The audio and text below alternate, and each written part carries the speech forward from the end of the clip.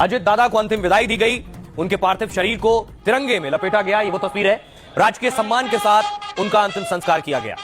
अब आपको लिए चलता हूं बारामती, जहां अंतिम संस्कार होना था। यह तस्वीर देखिए जरा, उनका पार्थिव शरीर जब उस जगह पहुंचा जहां अंतिम संस्कार होना था। ये सैकड़ों गाड़ियां साथ चल रही थी जब अंतिम यात्रा निकल रही थी। दूसरी तरफ देखिए जरा, सैकड़ों बाइक्स हैं। अब देखिए जहां अंतिम संस्कार हुआ, ये ड्रोन तस्वीर देखिए जरा, कदम रखने की जगह नहीं थी। अजित पवार इतने लोकप्रिय थे अपने क्षेत्र में कि जांच आगे बढ़ रही है, प्लेन क्रैश कैसे हुआ। प्लेन का जो सीसीटीवी आया वो अगर देखिए कि प्लेन सीधे नहीं जा रहा है, प्लेन ऐसे खड़ा हो गया है और खड़ा होने के बाद प्लेन क्रैश हो रहा है। देखिए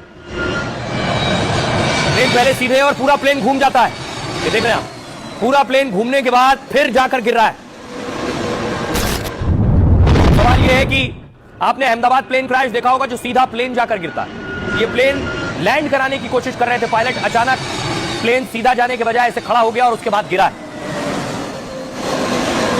और उसके बाद जो तस्वीरें सामने आई, प्लेन गिरने के बाद की तस्वीर सामने आई कि आग का गोला बन गया और बड़ा धमाका हुआ।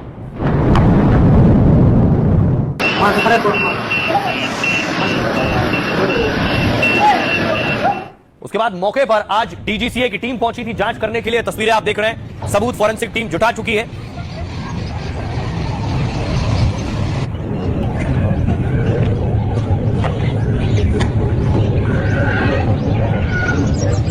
अब सवाल यह है कि आखिर प्लेन क्रैश हुआ कैसे, आखिर क्या हुआ जो प्लेन की हालत ये हो गई, प्लेन खड़ा हो गया और खड़े होने के बाद प्लेन ऐसे गिर गया। आपको बताऊं कि अजित पवार के विमान क्रैश के बाद सीसीटीवी से खुलासा हुआ। सीसीटीवी में दिखा विमान पर पायलट का कंट्रोल नहीं, विमान अचानक टेढ़ा हुआ, तेज रफ्तार के साथ जमीन की तरफ बढ़ा। वीडियो में दिख रहा है कि विमान बहुत कम ऊंचाई पर था, जमीन से टकराते ही विमान आग के गोले में तब्दील हो गया। क्रैश से पहले विमान हवा में एक तरफ झुकते हुए टेढ़ा हुआ। सवाल यह है कि क्या विमान का संतुलन बिगड़ गया था या फिर विमान में कोई तकनीकी खराबी आई। पायलट ने हवा और विजिबिलिटी के बारे में पूछा था। पायलट को विजिबिलिटी लगभग 3000 मीटर होने की जानकारी दी गई। पायलट ने रनवे 11 पर उतरने की आखिरी रिपोर्ट दी, लेकिन बताया कि रनवे नजर नहीं आ रहा। इसके बाद विमान लैंड करने के बजाय हवा में चक्कर लगाने लगा और विमान को सुबह 8:43 के वक्त रनवे 11 पर लैंड करने की अनुमति दी गई, लेकिन विमान की तरफ से लैंडिंग क्लियरेंस का जवाब नहीं दिया गया। सुबह 8:46 पर एयर ट्रैफिक कंट्रोल ने रनवे के पास आग की लपटें देखी और विमान रनवे से 50 मीटर दूर बाईं तरफ पाया गया। विमान के कॉकपिट से आए अंतिम शब्द भी सुनाई दिए। महिला कैप्टन के आखिरी शब्द थे, ओ नहीं। कोई मेडे कॉल नहीं आई, यानी इमरजेंसी में मदद नहीं मांगी गई थी। गंभीर आपात स्थिति में पायलट मेडे कॉल देकर मदद मांगता है, लेकिन अजित पवार के पायलट ने कोई मदद नहीं मांगी। सूत्रों के मुताबिक पायलट ने पोजीशन आंकने में क्या गलती की, खराब विजिबिलिटी के कारण विमान को पुणे डाइवर्ट करने का विकल्प था, लेकिन पायलट ने दूसरी लैंडिंग की कोशिश की। पायलट ने विमान की स्पीड और पोजिशनिंग सुधारने की कोशिश की, लेकिन वो समय पर नहीं हो सका और विमान क्रैश हो गया। फिलहाल इस पूरे मामले की जांच एआईबी कर रही है। सुनिए जरा क्या कुछ कह रहे हैं इस पर एविएशन एक्सपर्ट्स। पायलटिंग कमांड को ही डिसीजन लेना होता है लैंडिंग के टाइम पे, क्योंकि विजिबिलिटी तो वेराई होती रहती है। आप सपोज आपको जो 1 घंटे पहले, दूसरा वहां का प्रॉपर वेदर रडार सिस्टम तो होता नहीं है, छोटा एयरपोर्ट है, कुछ है नहीं, वेदर रडार नहीं है, कुछ नहीं है, तो वहां पे भी देन पायलटिंग कमांड का पिवट रोल हो जाता है कि भाई आप जो आपका नियर बाय एयरपोर्ट है उसकी विजिबिलिटी ले लो, फिर वहां का लोकल वेदर ले लो जो आपको दूसरे सोर्सेज से मिलता है। अब भाई आपको बताऊं बड़ी चीज ये कि पायलट को लेकर बहुत से सवाल उठ रहे हैं। पायलट सुमित कपूर थे, सुमित कपूर साहब के पास लंबा चौड़ा एक्सपीरियंस भी था विमान चलाने का, लेकिन उन पर कुछ पुराने आरोप भी लगे। आइए आपको बताऊं कि आखिर अजित पवार के पायलट सुमित कपूर पर कई आरोप पहले लगे। पायलट सुमित कपूर का रिकॉर्ड चौंकाने वाला है। कैप्टन सुमित के पास 15,000 घंटों की उड़ान का अनुभव था, मतलब अपनी जिंदगी का बड़ा हिस्सा आसमान में बिताया है। लेकिन पायलट के पुराने रिकॉर्ड ने गंभीर सवाल खड़े कर दिए। विमान उड़ाने के दौरान वो 2 बार शराब के टेस्ट में पॉजिटिव मिले। एविएशन नियम उड़ान के दौरान 1 बूंद शराब भी मौत का वारंट है।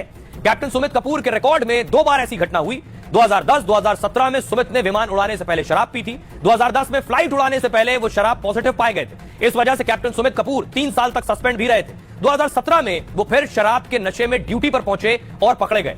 ऑपरेटर वीएसआर वेंचर्स पर इसको लेकर सवाल उठ रहे हैं। ऐसे पायलट को वीवीआईपी की सुरक्षा की जिम्मेदारी कैसे दी गई? डिप्टी सीएम अजित पवार के विमान को उड़ाने की जिम्मेदारी कैसे मिली?